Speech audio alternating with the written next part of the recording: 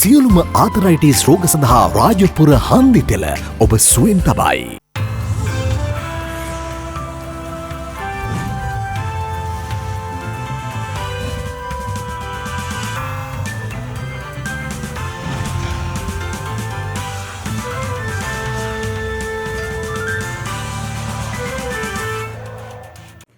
ආයුබෝවන්.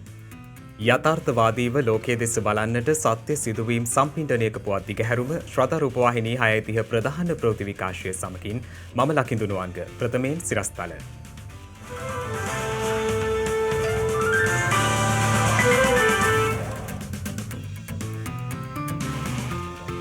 බස්නාහිර පළාතෙන් වාර්තා වූ කොවිඩ් ආසාදිතින් සංඛ්‍යාව යළිත් වරක් 1000 සීමාව ඉක්මවයි. විදෙස්ගත වන ශ්‍රී ලාංකික ශ්‍රමිකීන්ට එන්නත් කරණය ආරම්භෙයි. විශ්වවිද්‍යාල ආචාර්යවරුනුත් ඔන්ලයින් වර්ජනයට එක්වෙයි. ගුරු වෘත්තීය සමිති අදත් විරෝධතාවයේ. අරගලය පෙරට ගෙනියනවා හැර වෙනත් විකල්පයක් අපට නැහැ. ලන්චීට් තහනම අගෝස්තු 1 වනදා සිට. අමරිකාවේ ඉහළ යන කොවිඩ් හමුවේ මුඛාවරණ නීති දැඩි කෙරේ.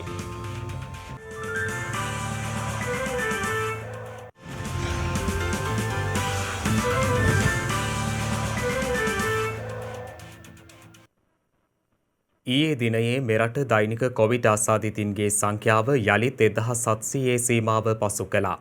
එමෙන් මේ ආසාදිතින් අතරින් දහසකට අධික වූ කොවිඩ් ආසාදිතින් සංඛ්‍යාවක් බස්නාහිර පළාත තුළින් පමණක් හඳුනා ගැනීම විශේෂත්වයක්.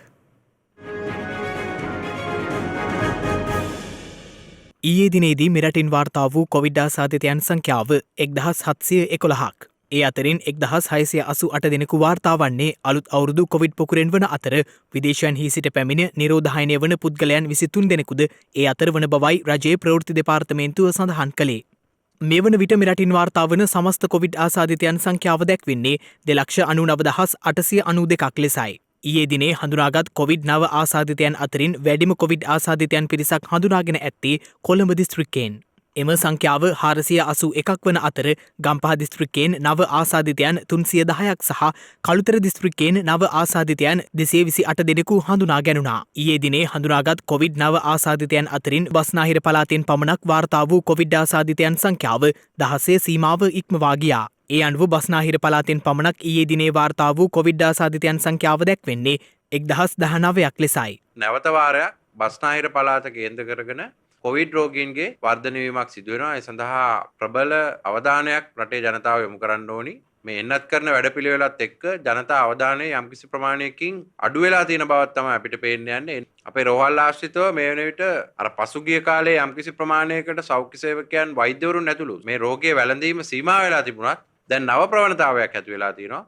වැඩි සෞඛ්‍ය සේවකයන් ප්‍රමාණයක් රෝගයට වැළඳෙනවා. ඒ සේවකයන් විශාල ප්‍රමාණයක් එන්නත් දෙකම ලබා ගත්තේ. පැහැදිලිව කියලා තියෙන දෙයක් තමා මේ එන්නත ලබා ගැනීමෙන් රෝගය වැළඳීමෙන් වළකින්නේ නැහැයි කියන එක. ඉතින් ඒ නිසා තමා අපි හැම විටම කියන්නේ එන්නත් ලබා ගැනීම අනිවාර්යයෙන්ම Tamanට ලැබිය යුතු පුද්ගලයෙක් නම් අප්‍රමාදව එන්නත ලබා ගන්න. හැබැයි එන්නත දෙකම ලබාගත් පසුවත් අවශ්‍ය කරන මූලික සෞඛ්‍ය පුරුදු පිරිපදිමින් රෝගයේ වැළඳීමෙන් තමන් ආරක්ෂා වීමත් තමන්ට වැළඳිලා තියෙනවා නම් අන් අයට හැදෙන එක වළක්වා ගැනීමටත් අවශ්‍ය කටයුතු කරන්න කියලා ඉල්ලා සිටිනවා. ඔක්සිජන් තත්ත්වය බොහෝසේ සැපේම අඩබඩුනේ මේ ඩෙල්ටා වෛරස් නිසා ඉන්දියාව ලංකාවත් මේ තත්ත්වයට යමින් පවතිනවා නේද? අපිට අවශ්‍ය තරම් ඔක්සිජන් ලංකාවේ තිබෙනවා. ඒ වගේම අවශ්‍ය වුණොත් අමතර ඔක්සිජන් ලබා ගැනීම සඳහාත් ඒ වගේම මේ දක්වා අපිට වාර්තා වෙන රෝගීන් සංඛ්‍යාවටත් ඊට වඩා ඉහළ රෝගීන් සංඛ්‍යාවක් වාර්තා වුණත් ඒ අයට අවශ්‍ය කරන ඔක්සිජන් ලබා දීම සඳහා අවශ්‍ය කරන සියලු වැඩසටහන් සම්පාදනය කරලා තියෙන්නේ. දේශීය වශයෙන් සබාගත හැකි ඔක්සිජන් ප්‍රමාණය යම් ආකාරයකට ඉක්මවලා ගියොත් ඊට අමතරව විදේශ වලින් හෝ ඒ ඔක්සිජන් ලබාගෙන ඒ අවශ්‍යතාවය ඉෂ්ට කිරීමටත් ඔක්සිජන් හිඟවීම හරහා මොනම ආකාරයකින් හෝ සංකූලතාවයක් ඇතිවීමට හෝ එවැනි තත්වයක හරහා පුද්ගලයෙක් මිය යාමට ඉඩ දෙන්නේ නැතුව ඒක කළමනාකිරීමේ හැකියාව සෞඛ්‍ය අමාත්‍යාංශයට පැහැදිලිව තිබෙනවා. මේ අතර පසුගිය 26 වනදා සිදු වූ තවත් කොවිඩ් ආසාදිත මරණ 48ක්ද සෞඛ්‍ය සේවා අධ්‍යක්ෂ ජෙනරාල්වරයා විසින් ඊයේ තහවුරු කළා. ඒ අනුව මෙරට සමස්ත කොවිඩ් ආසාදිත මරණ සංඛ්‍යාව දැක්වෙන්නේ 4195ක් ලෙසයි. මෙරට එන්නත් කරන වැඩසටහන යටතේ ඊයේ දිනේදී සයිනෝෆාම් එන්නතේ පළමු මාත්‍රාව පුද්ගලයන් 3,38,914 දෙනෙකුට ලබා දී ඇති අතර එහි දෙවන මාත්‍රාව ඊයේ දිනේදී ලබා ඇති පුද්ගලයන් සංඛ්‍යාව 28,054ක්. ෆයිසර් එන්නතේ පළමු මාත්‍රාවද ඊයේ පුද්ගලයන් 30 දෙනෙකුට පමණක් ලබා දී ඇති අතර මොඩර්නා එන්නතේ පළමු මාත්‍රාව ඊයේ ලබා දී ඇති සංඛ්‍යාව 13,465ක්. ශ්‍රී ලංකා විදේශ සේවා නියුක්ති කාර්යාංශයේ විදේශ රැකියාව සඳහා පිටත්ව යන ශ්‍රී ලාංකික ශ්‍රමිකයන් සඳහා කොවිඩ් මර්ධන එන්නත් ලබා දීම අද සිට ආරම්භ කෙරුණා. විදේශ රැකියාව සඳහා යන ශ්‍රී ලාංකිකයන් සඳහා ෆයිසර් කොවිඩ් මර්ධන එන්නත ලබා දීමටයි සෞඛ්‍ය අමාත්‍යවරිය සහ කම්කරු අමාත්‍යවරයා අතර පසුගියදා පැවති සාකච්ඡාවකදී එකඟතාවය පළ වුණේ. මේ අතර ඉදිරියේදී එන්නත් කරණය සම්පූර්ණ කරන ලද පුද්ගලයින්ට පමණක් මගේ බස් රථවලින් ප්‍රවාහන පහසුකම් සලසා ගැනීමට හැකි ක්‍රමවේදයක් සකස් කරන ලෙස ලංකා පෞද්ගලික බස් හිමියන්ගේ සංගමය රජයෙන් ඉල්ලීමක් සිදු කරනවා. එහි සභාපති ගැමුණු විජේරත්න මහතා පවසන්නේ මේ මගින් පළාත් අතර බස් රථ ධාවනයද සිදු කළ හැකි බවයි. වැඩිදුරටත් අදහස් දක්වමින් සභාපතිවරයා සඳහන් කළේ කොවිඩ් එන්නත් ලබාගත් පිරිස් වෙත හැඳුනුම්පතක් කඩිනමින් ලබා දීමට කටයුතු කරන ලෙසයි. මේ වන විට කොවිඩ් වෛරසය ආසාදිතව රෝහල්වල ප්‍රතිකාර ලබන පුද්ගලයන් සංඛ්‍යාව 23,842ක් වන අතර වෛරසය ආසාදිතව සිට සුවය ලැබූ සමස්තය දැක්වෙන්නේ 2,71,855ක් ලෙසයි. ඇමරිකාව තුළ යළිත් වරක් කොවිඩ් අවදානම ඉහළ යාමත් සමග ආරක්ෂිත මුඛාවරණ පැළඳීම අනිවාර්ය කරමින් සෞඛ්‍ය මාර්ගෝපදේශ සංශෝධනය කර තිබෙනවා. ඇමරිකා එක්සත් ජනපදය තුළ කොවිඩ් වෛරස අවදානම වැඩිම ප්‍රාන්තවල වෙසෙන කොවිඩ් මර්ධන එන්නත් ලබාගත් පුද්ගලයන් පවා ගෘහස්ථව සහ සෑම අවස්ථාවකම මුව ආවරණ පැළඳිය යුතු බවටයි ඇමරිකානු වසංගත රෝග ව්‍යාප්ති පාලන හා වැළැක්වීමේ මධ්‍යස්ථානය විසින් නිවේදනය කර ඇත්තේ. නැවතත් ලොව වැඩිම දෛනික ආසාදිතයන් පිරිසක් වාර්තා වන රට බවට පත්වී ඇති ඇමරිකාවෙන් ඊයේ දිනේ පමණක් නව ආසාදිතයන් 61,000 ඉක්මවා වාර්තා වී තිබෙනවා. එමෙන්ම වෙනත් රටවල සහ ඇමරිකාවේ ප්‍රාන්ත කිහිපයකින් ලද තොරතුරුවලට අනුව සම්පූර්ණයෙන් කොවිඩ් මර්ධන එන්නත් මාත්‍රාව ලබාගත් පුද්ගලයන්ටද ඩෙල්ටා ප්‍රභේදයේ ආසාදනය වී ඇති බව ඇමරිකානු රෝගපාලන හා වැළැක්වීමේ මධ්‍යස්ථානය විසින් අනාවරණය කරනු ලැබුවා. ඒ හේතුවෙන් ඇමරිකාව තුළ ක්‍රියාත්මක කෙරෙන සෞඛ්‍ය මාර්ගෝපදේශයන් මෙලෙස සංශෝධනයට පියවරගත් බවයි එම මධ්‍යස්ථානය සඳහන් කර ඇත්තේ. මේ අතර කොවිඩ් ආසාදිතයන් වාර්තාවීම නොකඩවා ඉහළ යාමත් සමග ඔස්ට්‍රේලියාවේ සිඩ්නි අගනුවර තවත් මාසයක කාලයක් වසා තැබීමට එරට රජය පියවරගෙන ඇති බව විදේශ මාධ්‍ය වාර්තා කර තිබෙනවා. ඩෙල්ටා ප්‍රභේදයේ ශීඝ්‍ර ව්‍යාප්තිය හේතුවෙන් පසුගිය ජූනි මාස අග සිට සිඩ්නි නුවර වැසියන්ට නිවෙස්වලම රැඳී සිටීමටයි එරට රජය නියෝග කර තිබුණේ. කෙසේ වෙතත් එරට සෞඛ්‍ය විශේෂඥයන් අනතුරු අඟවන්නේ සිඩ්නි නගරයේ සීමා කිරීම් ලබන සැප්තැම්බර් දක්වා හෝ ඊටත් පසුව දක්වා හෝ බලපැවැත්විය යුතු බවයි. එමෙන්ම කොවිඩ් වෛරසයේ සම්ප්‍රේෂණ වේගය නැවත ශුන්‍යයට ළඟාවනතුරු යළිත් නගරයේ විවෘත කළ නොහැකි බවටද ඔවුන් පෙන්වා දී ඇති බවයි විදේශ මාධ්‍ය සඳහන් කළේ. මේ අතර කොවිඩ් වෛරස ව්‍යාප්තිය පාලනය කිරීම සහ නව ප්‍රභේදවල අවදානම හේතුවෙන් සෞදි අරාබිය විසින් සංචාරය තහනම් කර ඇති රටවල් වෙත යන පුරවැසියන්ට වසර 3ක සංචාරක තහනමක් පැනවීමට එරට රජය තීරණය කර තිබෙනවා. පසුගිය මේ මාසයේදී සෞදි වැසියන්ට විදේශ සංචාරයන් සඳහා අවසර ලබා දී තිබුණද ඔවුන් සංචරණ රෙගුලාසි උල්ලංඝනය කර ඇති බවට තොරතුරු අනාවරණය වීමත් සමග මෙම තීරණය ගෙන ඇති බවයි එරට මාධ්‍ය වාර්තා කර ඇත්තේ. ඒ අනුව ලෙස සෞදි අරාබිය විසින් සංචාරය තහනම් කළ රටවල් අතර බ්‍රසීලය, ඉන්දියාව, ඉන්දුනීසියාව ඇතුළු රටවල් රැසක් ඇතුළත් කර ඇති බව විදේශ මාධ්‍ය වාර්තා කර තිබෙනවා. පොලිතීන් වලින් නිෂ්පාදිත නොදිරණ ලන්ෂීට් නිෂ්පාදනය විකිණීම හා භාවිතය අගෝස්තු මාස පළමු වනදා සිට තහනම් කරන බව පරිසර අමාත්‍යාංශය පවසනවා. පරිසර අමාත්‍ය මහින්ද අමරවීර මහතා අද කොළඹදී පැවති මාධ්‍ය හමුවකට එක්වෙමින් මේ පිළිබඳ අදහස් පළ කළා. මේ ලන්ෂීට් පාවිච්චිය නිසාම පරිසරයට ඇතිවෙන විශාල ඉමහත් අපේ ගංගා පද්ධතිවලට හරහා මූදට යනවා. ඒ වගේම අපේ පරිසරයට එකතු වුණොත් මේක අවුරුදු 100 ගණනකටවත් දිරන්නේ නැහැ. අපේ පොළවේ තියෙනවා. ඒ නිසාම අපි තීන්දුව කරා පරිසර අමාත්‍යාංශයේ විදියට අගෝස්තු 1 වෙනිදා සිට සම්පූර්ණ වෙළඳපොළෙන් ඉවත් කරන්න කටයුතු කරා. අපි අමාත්‍යාංශයේ විදියට වෙනම ඒකකයක් කළමනාකරණය කරනවා. මේ සිදුවන සිදුවීම් පිළිබඳව අධ්‍යයනය කරන්නත් ඒ වගේම මේ වැටලීම් පිළිබඳව අධීක්ෂණය කරන්න. ඒ වගේම මේ ලන්ෂීට් පාවිච්චි කරන ප්‍රමාණය 100%ක්වත් ප්‍රතිචක්‍රීයකරණය කිරීමක් වෙන්නේ නැහැ. අනිත් ඔක්කොම මේ පරිසරයටයි යන්නේ. ඒ වගේම මේ ලන්ෂීට් නිසාවෙන් අපේ මිනිස් ජීවිතවලට විතරක් නෙමේ තර්ජනය තියෙන්නේ. අපේ සතුන්ට අපේ අලින් මුවන් ඒ වගේම හරකුන් ඇතුළු සත්ත්ව විශේෂ පක්ෂීන් පවා විශාල ප්‍රමාණයක් මේ ලන්සීට් ආහාරයට ගැනීම නිසා එය මී යනවා. ඒ වගේම ලන්සීට් භාවිතය පිළිබඳව ප්‍රමාණය බැලුවොත් ඉතා විශාලයි. එක දිනකට මිලියන 12-15ක් අතර. ඔබට හිතා ගන්න පුළුවන් අපේ රටේ ජනගහනය මිලියන 22ක් විතර එන්නේ. නමුත් මේ ලන්සීට් පාවිච්චිය මිලියන 12-15ක් අතර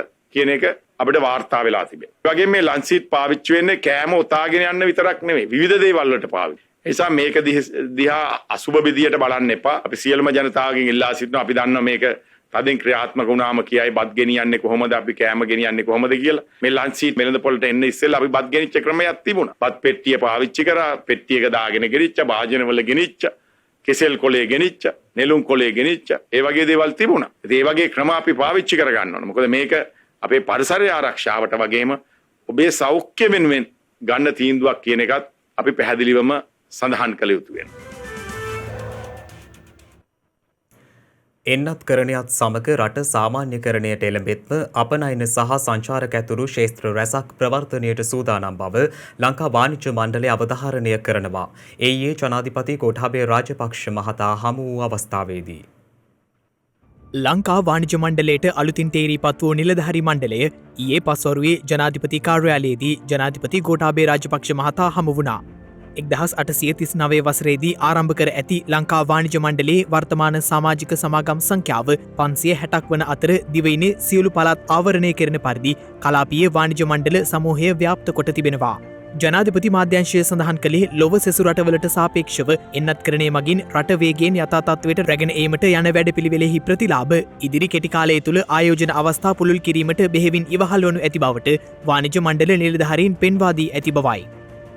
එසේම එම සාකච්ඡාවේදී බ්‍රිතාන්‍ය සමග නිදහස් වෙළඳ කිවිසුමකට එළඹ අපනයන අවස්ථා පුළුල් කිරීමට ඇති හැකියාව ලංකා වාණිජ මණ්ඩලයේ නිලධාරීන් පෙන්වා දී ඇති බවද ජනාධිපති මාධ්‍යංශය සඳහන් කළා. මේ අතර ක්‍රියාත්මක ඇතැම් නීති රීති හේතුවෙන් ආයෝජකයෝ අධෛර්යමත්ව සිටින බවත් එවැනි බාධක ඉවත් කිරීමටත් ඩිජිටල් කරණය මගින් අක්‍රමිකතා සහ දූෂණ වළක්වාලමින් අපනයනේ දිරිගැන්වීම රජයේ ප්‍රමුඛ අරමුණක් බවයි ජනාධිපතිවරයා එහිදී අවධාරණය කළේ. එසේම රජයේ වගකීම වන්නේ රැකියා අවස්ථා නිර්මාණය කිරීම බවත් තරුණ පරපුර නව ව්‍යවසායකයන් සහ ව්‍යාපාරිකයන් ලෙස ඉදිරියට ඒමට අවස්ථාව උදා කිරීමේ අවශ්‍යතාවය එහිදී ජනාධිපතිවරයා වැඩිදුරටත් පෙන්වා දී තිබෙනවා. ලිට්‍රෝ ගෑස් සමාගම් විසින් හඳුන්වා දුන් ලීටර 18ක ගෑස් සිලින්ඩරය ඉදිරියේදී නවතා දැමීමට තීරණය කළ බව තමා වෙත දැනුම් දී ඇතැයි රාජ්‍ය අමාත්‍ය ලස්සන් තලකියවන්න මහතා පවසනවා.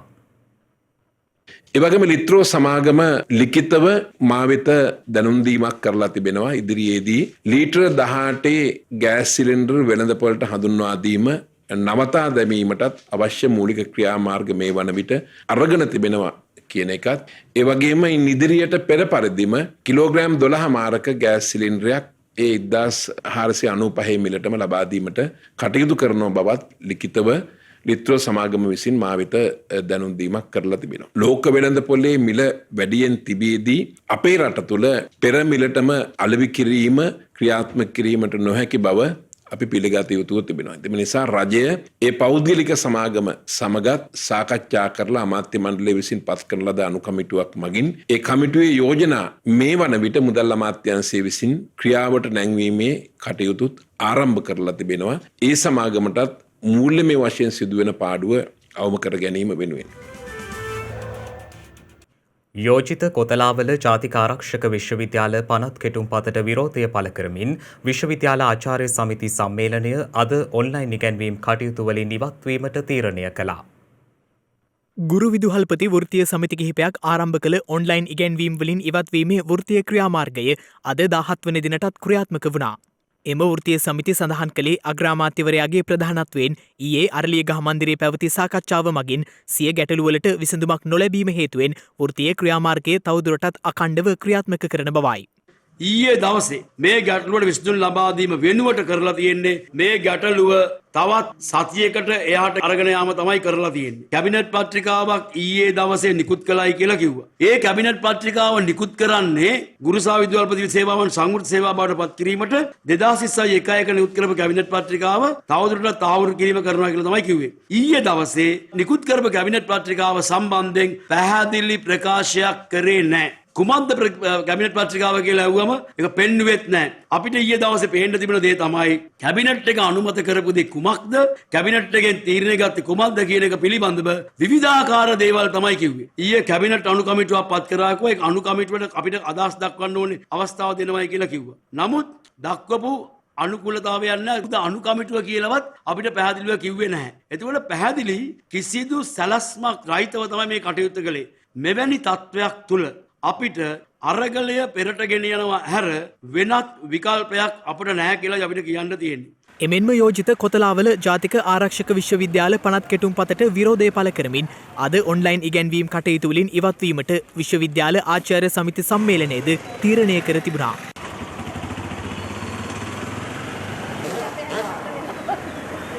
මේ අතර ගුරු වැටුප් විෂමතාවයට සහාය පළ කරමින් ප්‍රදේශ කිහිපයක අදත් විරෝධතා සංවිධානය කර තිබුණා.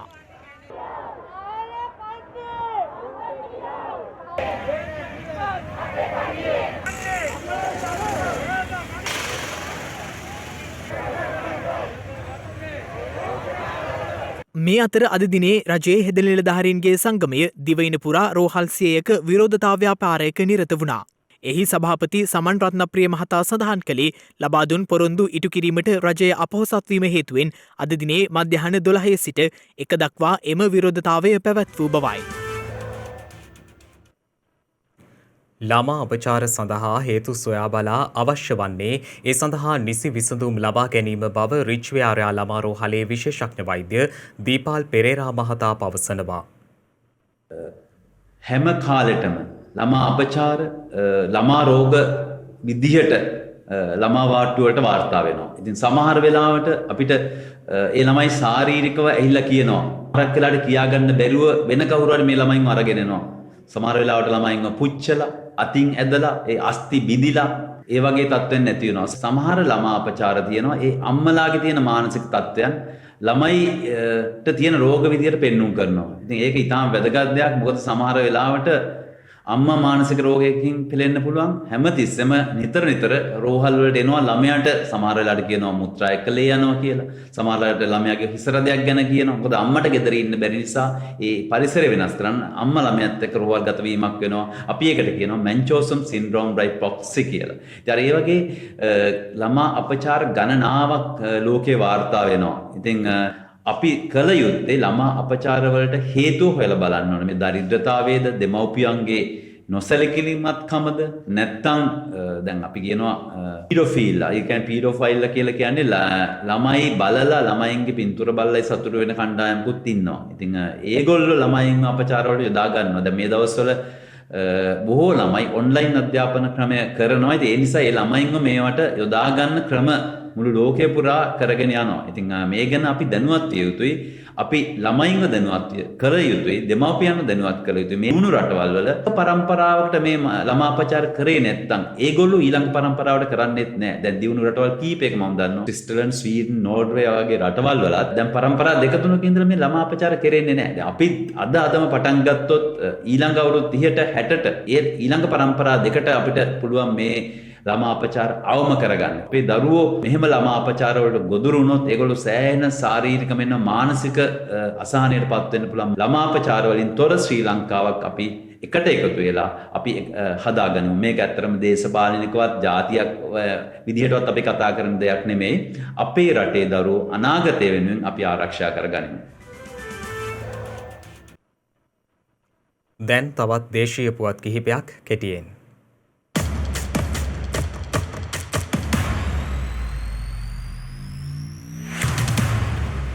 රජය විසින් පාර්ලිමේන්තුවට ඉදිරිපත් කර ඇති මුදල් සංශෝධන පනත් කෙටුම් පතට අලුතින් සංශෝධන කිහිපයක් එක් කිරීමට පියවර ගන්නා බව නීතිපතිවරයා අද ශ්‍රේෂ්ඨාධිකරණයේ හමුවේ දැනුම් දුන්නා. අදාළ පනත් කෙටුම් පත අභියෝගයට ලක් කරමින් ගොනු කර තිබෙන පෙත්සම් අද කැඳ වූ අවස්ථාවේදී නීතිපතිවරයා වෙනුවෙන් පෙනී සිටි රජයේ නීතිඥවරයා එම දැනුම් දීම සිදු කළේ. එම පෙත්සම් ප්‍රියන්ත ජයවර්ධන, කුමුදුනි වික්‍රමසිංහ සහ ශිරාන් ගුණරත්න යන මහත්ම මහත්මීන්ගෙන් සමන්විත ත්‍රිපුද්ගල විනිසුරු මණ්ඩල ඉදිරියේ කැඳවනු ලැබුවා. එහිදී නීතිපතිවරයා වෙනුවෙන් පෙනී සිටි ජ්‍යෙෂ්ඨ රජයේ නීතිඥ නිර්මලන් විග්නේශ්වරන් මහතා අධිකරණයේ හමුවේ කරුණු දක්වමින් අදාළ පනත් කෙටුම් පතේ අන්තර්ගත වගන්ති 7ක් සංශෝධනයට ලක් කිරීමට තීරණය කර ඇති බවයි දන්වා සිටියේ. ඒ පිළිබඳව ජ්‍යෙෂ්ඨ රජයේ නීතිඥවරයා විසින් සවිස්තරව අධිකරණයේ හමුවේ කරුණු දක්වා සිටියා. ගාල්ල දිස්ත්‍රික්කයේ යක්කලමුල්ල ප්‍රාදේශීය බල ප්‍රදේශයට අයත් කුඩා තේවතු හිමියන් මීට මාස දෙකකට පමණ පෙර සිට කාබනික පොහොර භාවිත කරමින් අලුතින්ම තේ පැල සිටුවීම සිදු කර තිබෙනවා. වගා කර ඇති ඉඩම්වලට අමතරව අලුතින් අක්කර 25ක් 30ක් පමණ මෙලෙස වගා කර ඇති බවයි වාර්තා වන්නේ. කෙසේ වෙතත් එලෙස වගා කරන ලද තේ පැල අවශ්‍ය පරිදි වර්ධනය නොවන බවයි තේවතු හිමියන් පෙන්වා දෙන්නේ. නිසි ලෙස තේ දළු නොසෑදීම හේතුවෙන් අස්වැන්න 100%කටත් වඩා අඩු වී ඇති බවයි ඔවුන් අප සමග සඳහන් කළේ. වලටම ගිහින් යට කළ තියෙන ලක්ෂ 1.5 දෙකක් විතර මේ කාල සීමාවෙන් අපි දන්න මේ තේ ගහ දළු කඩන්න පුළුවන් කියලා. දැන් කාමනික පොහොර තියෙන හින්දා ඒ කාලේ අපිට කරගන්න බෑ. පැලේ හැදෙන්නේ නැහනේ. පැලේ හැදෙන්නේ නැහැ. ඒක ඇට ගැහෙන විතරයි. මං කියන්නේ බලධාරීන් අපිට මේක හරි විසඳුමක් දෙන්න තේ දැල්ල මිල ගියාට වැඩක් නැහැ. දළු හැදෙන්නේ නැත්නම් අපි අසරණ වෙනවා. ඇත්තටම දැනට මේ තේ අක්කර කාලක් විතර වගේ තමයි මේ අපි දැනට මෙතන වගා කරලා තියෙන අලුත් වගාව. නමුත් මේකේ පැලේ නග ගන්න විදියක් නෑ අපිට මේ රසායනික පෝර නැති නිසා. මොකද මේවයි දැන් දැල්ලක් හදන්න කවදද කියලා අපිට හිතා ගන්න බෑ. කෙසේ වෙතත් මෙම තත්ත්වය මත කුඩා තේවතු හිමියන් සම්පූර්ණයෙන්ම තේ වගා කටයුතු වලින් ඉවත් වීමේ හැකියාවක් පවතින බවයි තේවතු හිමියන් වැඩිදුරටත් පෙන්වා දෙන්නේ.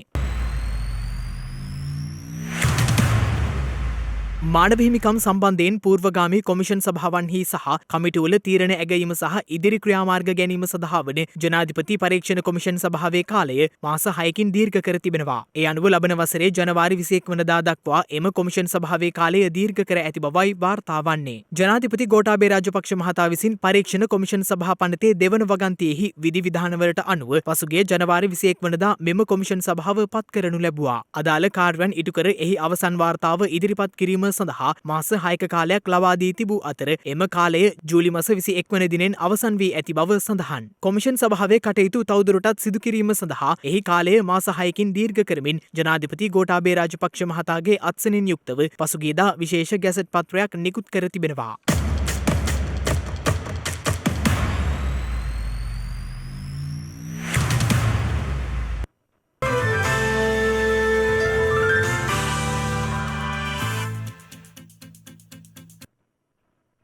අවධානය විදෙස් පුවත් වෙත. ඉන්දියාවේ උත්තර ප්‍රදේශ ප්‍රාන්තයේ සිදු වූ බස් රථ අනතුරකින් පුද්ගලයන් 18 දෙනෙකු ජීවිතක්ෂයට පත්ව ඇති බව විදෙස් මාධ්‍ය වාර්තා කළා. ඉන්දියාවේ උත්තර ප්‍රදේශ ප්‍රාන්තයේ ලක්නව් අගනුවරට කිලෝමීටර් 28ක් ඈතින් වූ බර්මනාකී ප්‍රදේශයේදී බස් රථයක් ට්‍රක් රථයක ගැටීමෙනුයි මෙම අනතුර සිදුව ඇත්තේ. එම අනතුර හේතුවෙන් මේ වන විට පුද්ගලයන් 18 දෙනෙකු ජීවිතක්ෂයට පත්ව ඇති බව එරට මාධ්‍ය වාර්තා කර තිබෙනවා. බිහාර් ප්‍රාන්තයේ වැසියන් වන කම්කරුවන් පිරිසක් මෙම අනතුරට මුහුණ දී ඇති අතර ඔවුන් පංජාබ් සහ හරියානා ප්‍රාන්තවල සේවයේ නිරත වූවන් බවයි එම මාධ්‍ය සඳහන් කළේ. ඔවුන් නැවත බිහාර් ප්‍රාන්තයට පැමිණෙමින් සිටින විට රාත්‍රියේ බස් රථය අක්‍රිය වීම නිසා බසයේ ඉදිරිපිට මහා මාර්ගයේ නිදාගෙන සිට ඇති අතර පිටුපසින් පැමිණි ට්‍රක් රථයක් බස් රථය ඉදිරියට තල්ලු කරමින් කම්කරුවන් පිරිස අනතුරට ලක් කර තිබෙනවා. මේ වන විට අනතුරින් තුවාල ලැබූ පිරිසක් රෝහල්ගත කර ඇති අතර ආපදා කණ්ඩායම් විසින් බස් රථයට යට වී මියගිය පුද්ගලයන්ගේ සිරුරු ඉවත් කර ඇති බව එරට මාධ්‍ය සඳහන් කළා. දෙදින නිල සංචාරයක් ආරම්භ කරමින් ඇමරිකා රාජ්‍ය ලේකම් ඇන්තනි බ්ලින්කන් ඊයේ ඉන්දියාවේ නවදිල්ලි අගනුවර බලා පැමිණ තිබෙනවා. ඉන්දියාව සමග එක්ව කලාපීය වශයෙන් කොවිඩ් වසංගතය පිට දැකීමට කටයුතු කළ යුතු ආකාරය පිළිබඳවත් ආසියානු කලාපය තුළ නොහික්මුණු අන්දමින් සිය ආධිපත්‍ය පතුරවන චීනයට මුහුණ දෙන ආකාරය පිළිබඳවත් ඇමරිකානු රාජ්‍ය ලේකම්වරයා ඉන්දිය විදේශ අමාත්‍ය එස් ජයශංකර් සමග එහිදී සාකච්ඡා කිරීමට නියමිත බව විදේශ මාධ්‍ය වාර්තා කර තිබෙනවා. ඊට අමතරව ඇමරිකාව ප්‍රමුඛ නේටෝ හමුදා ඇෆ්ගනිස්තානයෙන් ඉවත්වීමෙන් පසු ඇෆ්ගන් රජයට ඉන්දියාවේ සහය ලබාදීම කෙරෙහිද ඇමරිකානු රාජ්‍ය ලේකම්වරයා එහිදී සාකච්ඡා කිරීමට නියමිත බවයි එම මාධ්‍ය වැඩිදුරටත් සඳහන් කර ඇත්තේ.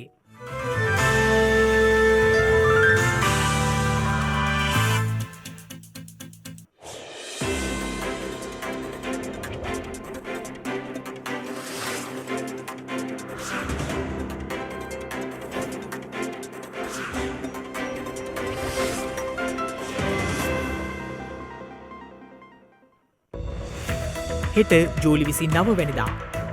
සියලු විද්‍යා විෂයන් නියෝජනය කරන ශ්‍රී ලංකාවේ ප්‍රමුඛතම විද්‍යා ආයතනය වන ශ්‍රී ලංකා විද්‍යා අභිවර්ධන සංගමය ආරම්භ කර ඇත්තේ 1944 වසරේ ජූලි මාස 29 වන දිනයි.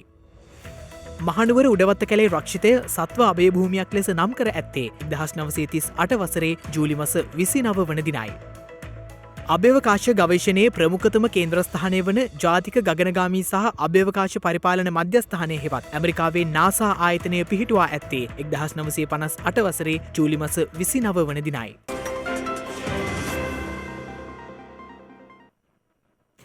ඒ සමගින් ශ්‍රද්ධා ප්‍රධාන ප්‍රවෘත්ති විකාශය නිමාවට පත්වනවා. හමුවෙමු හෙටත් සවස 6:30ට. තෙරුවන් සරණයි. නමෝ බුද්ධාය.